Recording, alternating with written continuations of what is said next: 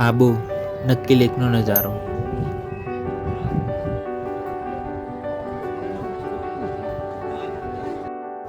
નક્કી લેકની સાઈડમાં માર્કેટ છે, ફોટોશૂટ માટે, ટેટુ માટે અને ઘરના ડેકોરેશન માટે.